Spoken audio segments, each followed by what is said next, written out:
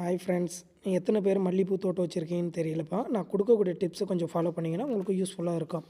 இந்த பனிக்காலத்தில் பார்த்தீங்கன்னா நிறைய அரும்புகள் வரும் மாதிரி தெரியும். ஆனால் பூ வெடிக்காது.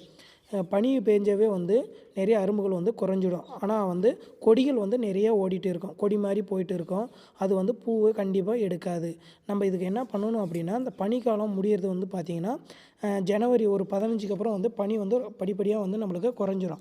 குறைஞ்ச உடனே என்ன பண்ணால் ஒரு ஜனவரி ஒரு 20க்கு மேலே என்ன பண்ணால் செடியை நம்ம கட் பண்ணிவிடணும். இயர்க்கு ஒன் டைம் நம்ம செடியை நம்ம கட் பண்ணுவோங்க. அது எப்படி கட் பண்ணணும்னு பார்த்தீங்கன்னா, அடியிலிருந்து சும்மா ஒரு அரை அடி இல்லைனா ஒரு அடி விட்டு நம்ம கட் பண்ண உடனே துளிர் வரும். அது துளிர் வரத்துக்கு முன்னாடியே அந்த மோட்டு காயாமல் இருக்கிறதுக்காக நம்ம என்ன பண்ணணும் அப்படின்னா, ஒரு மருந்து நம்ம கொடுத்துடணும்.